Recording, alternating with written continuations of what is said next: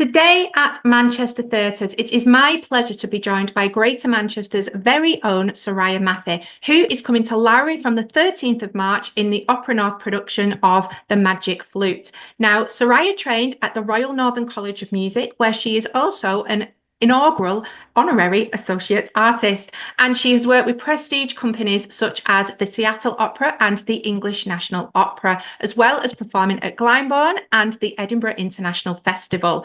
Now, Soraya also has exciting projects coming up, working with the likes of Garsington Opera. She's got lots of American contracts coming up, so very, very busy. And we are thrilled to have you join us today because you've got so much going on. So what is it like to be coming back up north onto home turf with Opera North? It's incredibly exciting, first and foremost. And it's also a little bit surreal. I had actually performed at the Lowry with Opera North, but this was, gosh, a number of years ago in quite a small role. So it didn't feel quite as real as this moment because she's the moral compass of this whole piece. You know, she is the female lead, the princess in this fairy tale story. And as a young girl who was introduced to this art form through Opera North and watching them at the Lowry, it's literally like a dream being realised. I still live in Manchester, so it's also quite nice that I can just literally just drive 15 minutes down the road and sleep in my own bed for the night after a show. I'm not used to that. Most of my work is away from home, so there's also a joy in that too. So tell us all about the story then. It's a magical, fantastical world of villains and heroes and things like that. So give us a little bit of a synopsis of the Magic Flute story. So the Magic Flute, it took inspiration from actual Oriental fairy tales. And Mozart and his friend Shikanada, who actually played Papageno, the character of Papageno, the first time they did it, they put it on kind of with their friends. And that's what I love about this show. There's a feeling of community, peace, and joy in the music. You can almost sense like Mozart and his friends, like, let's make this cool opera, you know, with these villains and this, and it's going to be magical. And also, a big part of it, when it was originally composed, was creating an amazing set. So the production quality has to be really, really high for the Magic Flute to work. And this production that James Brining has created absolutely delivers on that front. There's some really, really cool like projections and video imagery, but also like the staging, the costume, it's really exciting. It definitely creates this different, crazy world.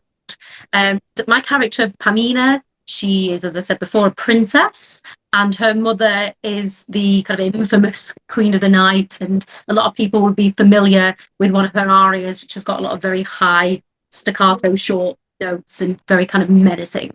And so, yeah, she's got an interesting mother that she's been dealing with, and she's been held captive by essentially what we might say is the kind of the king of the sun, so the opposite to the Queen of the Night, Zoroaster. And these are his people worship the sun gods, and it's a very different vibe. In our production, James presented it as a real patriarchy that she has been taken into. And the Queen of the Night tasks Prince Tamino to go and save her. And he has to go through a lot of trials. And essentially, he decides that he and Pamina should face these things together. So there's definitely in this production a real sense of kind of female empowerment. And for me, it was really important when I approached this role and coming into the rehearsals that I wanted to make sure this princess wasn't just kind of a passive Disney princess, that she, you know, had a lot to say, that she was fierce and strong, and she was just as much as a part of the creating of the story and the drama as she was a victim to these guys who'd kidnapped her. Well, I was going to ask you about your take on this role because it is one of the biggies out there, and there's been lots and lots of renditions of it, a lot that follow the same kind of thing. But with Opera North, because they kind of make opera so accessible and they're not afraid to break maybe some of the usual rules, are you then kind of turning it into your own version and making it a bit more modern, and or are you following the you know the traditional sort of path, or is it somewhere like a mix? I think any role I approach, for me to sing it and perform it in a convincing and truthful way. I have to do it in a way that resonates with me and a way that I feel will resonate with a contemporary current audience. And what's actually amazing is these operas that were written hundreds of years ago, some of these women are far more multifaceted than, say, in some Victorian novels, Yeah. you know, and or even some like early, let's go with the Disney kind of parallel, some of the early Disney films that, you know, hundreds of years ago, they weren't afraid to show the multifaceted elements of women, like such as the Queen of the Night in this. You know, she's quite a brutal character, and we see moments of compassion with her, moments of manipulation, and then she essentially wants to turn her daughter into a murderess. You know, so we have a lot to work with in this material, which some people maybe who are new to opera will think, oh, how am I going to relate to this? And I can assure you, like, that actually the history is very small, and there's a lot that connects us to these people. And whilst it's a mystical world, the way that James Brining, our director, worked on this with us was that it needs to be rooted in a truth.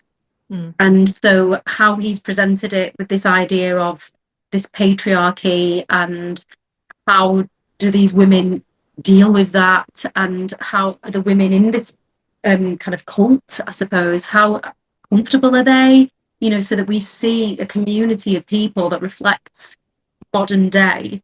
And if we do that well, then people come out of the theatre not only of having a great time listening to this wonderful music and fantastic voices, but actually really considering, like, what are the themes in that? How does that affect us? And I see that happening around me, and how this is going to change how I think of things. And that's why I love theatre and why I love opera.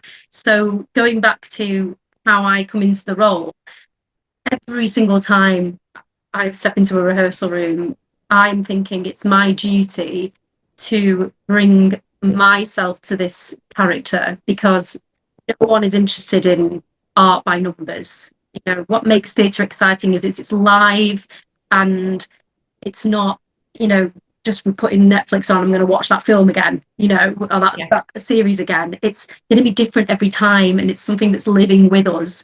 And it's my duty to make sure that when I turn up, that it's my version and that I'm living in that moment. Yeah, and I think that is what's so brilliant about the Magic Flute as a story as well, because it can connect you, because it's kind of, nothing's kind of black and white, like you've sort of mentioned with the characters there. There's so many twists and turns, and it shows the fine lines between love and hate and evil and good, doesn't it? Yeah, it really plays around with that. Characters that maybe are labeled as the good one, and going, actually, like, what are their intentions? Yeah, you know, should we trust this person? And how we react to the different things that are happening on the stage. And, like, for example, the Papageno character, who's sometimes just a kind of a comic character, like, what's actually his emotional truth? And he really wants to find love, and he wants companionship. He's lonely, you know, and there's a real theme of loneliness in this piece, and he becomes a real friend of Pamina's. And I think because they've both been very lonely and they're desperate to find love and truth. Yeah, and this particular opera, it's often described as one that is a really good introduction for people who maybe haven't seen it, who want to go but are a bit nervous that they won't understand it, or it is a really good first opera, isn't it, for people to come along to? Yeah, for me, I think any opera is a great first opera, personally, because everyone has different tastes.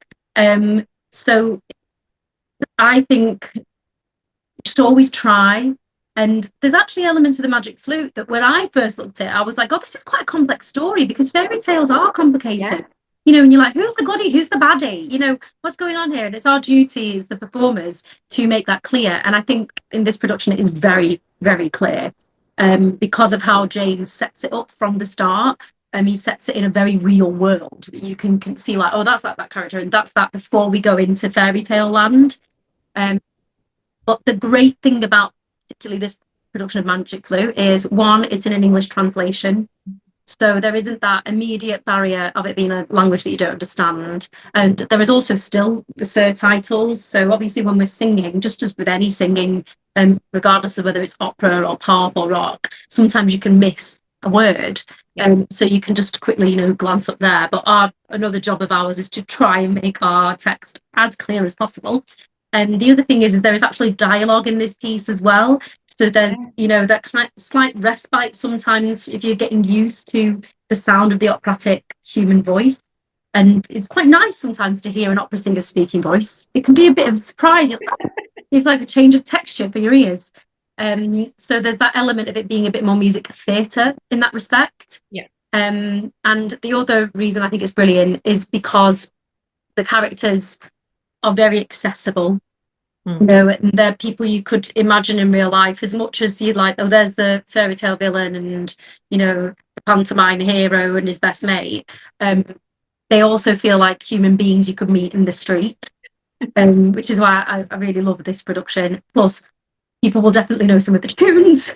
Definitely. Adverts and, like I mentioned it to like my son's nursery and they're like, oh my gosh, I Magic Flute when I was at school, or oh, is that the one with this thing? And you're like, yeah, that's the one. So people actually know it, and it feels like it's something that people can grow up with as well. There's all this joyful, youthful, childlike music in it as well. So funnily enough, I'm actually taking my son to the children's, they say children, the 90-minute Magic Flute Light next week at the Lowry, and that'll be his first opera, and I get to sit with him and watch the show that I'm doing in the evening. So I'm excited about that as well. Yeah, that's amazing. And I love that Opera North do all of these things. That my introduction to opera was through Opera North. And I just think they make it so accessible. So, it's taking away that image of elitism, and it's just showing that actually it is for everybody. And all the things that you've said, and they put brilliant information on the website so you can clue yourself up before you go, but they visually tell the story as well, don't they? And you mentioned costumes, but I was going to ask you about that because I've read in the brilliant information that they put out there that they're all inspired by like modern day influences like Star Wars and Doctor Who and things like that. Definitely some Star Wars references in this. I suppose my character is a little bit of the Princess Leia, but she doesn't have quite that look. You've got no buns. No. But there's definitely like a contemporary element, and also like the kind of the vibe of Zarastro's crew. There's a Handmaid's Tale vibe definitely going on with that. People would immediately recognise, but mine's actually very pretty. Like I wouldn't mind actually kind of doing something with this like myself, a little blouse version of this. But then you've also got Papageno, so this kind of quirky bird catcher, but they've really made it quite contemporary, funky, abstract costume. And the Queen of the Nights is just stunning. Everything of hers is really dramatic, and backstage we're up where there's feathers everywhere and people's costumes coming about. And as I say, the beginning of the piece is set in it's quite a contemporary setting. So you can see people in like quite fancy evening wear and tuxes and such, as if like you can imagine, going to someone's prom and you'd be dressed up like that. Yeah. I love it. I've seen the trailer and it just looks like, whoa, it looks amazing. And I was going to ask you, so you've mentioned that this particular production is being sung in English. Now, of course, it is Mozart. It's been done German in the past. So when you're now learning this in English, from a technical viewpoint, does that completely change like the phrasing, the breathing, all of that stuff? Is it like an opera that you knew that you're having to kind of learn again? So much. I'm as a young artist at English National Opera, and everything pretty much that ENO does is in an English translation. So I had a lot of training on how to sing in English, and it doesn't really matter whether it's a translation or it was already written in English, because it's just your text that you're working from. The difference is that sometimes you might go, actually, I think it'd be better if we maybe stretch that word out a little bit, and then I took a breath there. It would just work better for me. And but great translators like Jeremy Sams, who translated this opera, I mean, this has been going for many years. Jeremy has translated so many operas that he knows how to write it for a singer. So it's very rare that you're like, oh my god, this is so impossible. Yeah. Because, you know, that's a full-time job in itself. A specialism is being an opera translator for singers. But also German and English are very similar because we use a lot of consonants in our language, and so it's very speech driven. Whereas, say, Italian and French, like if I say io sono Soraya, which is my name is Soraya, it's much more like legato. You speak on the vowels. So it's a little bit trickier when you're going from an Italian to singing it in English. But again, if you've got a great translator, then it's usually very manageable. Yeah, it's fascinating. It's stuff like you, as an audience member, when you come in, you don't think of. You just sit and watch, and there's all this stuff going on in the background. It's fascinating. And one of the last things I was going to say to you was, you've got children in this production, haven't you, as well? Yeah, which I just love being, you know, seeing. Again, it's another way for other children in the audience watching, saying, "Oh, that's actually something I could do." Absolutely.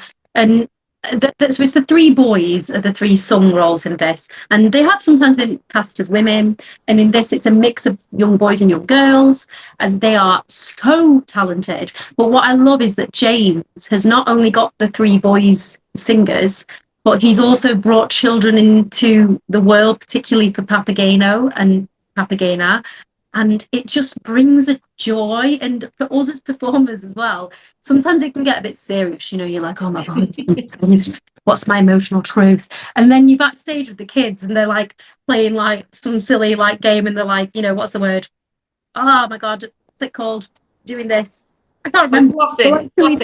Flossing, they're like silly TikTok dances, and then they just go on stage and they're like, yeah, and they're so present. You're like, oh my god, like that's the joy, that's why we do this, you know, because we want to share the joy in this moment, or the sadness in this moment, with an audience. And also, like, quite frankly, the sound of young voices and how Mozart's written is so beautiful. You know, I sometimes think, oh my gosh, if my son sings like this, I think I'll just be crying all the time. You know, their parents must be so proud of them because they're brilliant on stage. And I have a really gorgeous scene where my character's really in the pits of despair, and these three boys come and intervene, and they say, look, there's hope in this, and we get to sing together. And it's my favourite moment in the whole of the opera to watch, and also to sing as part of it, because I'm actually singing with them as an ensemble, and I grew up like singing in choirs and this, and to me it brings back all those memories of singing with these young voices, and it's really magical. What I will say is that most of them are taller than me. It's come like these three boys are just getting bigger every week. I know. I think these days, I think they're like growing manure overnight or something. Yeah, and I'm quite short, so I was like, I could play one of the boys as well. Oh, Soraya, it's been so much fun chatting with you. Thank you for your time, because I know you've got loads going on. And yeah, we can catch Soraya and all of Opera North in the Magic Flute at the Lowry from the 13th of March. It is going to be spectacular. So thank you very, very much. And we will see you really soon, not long to go.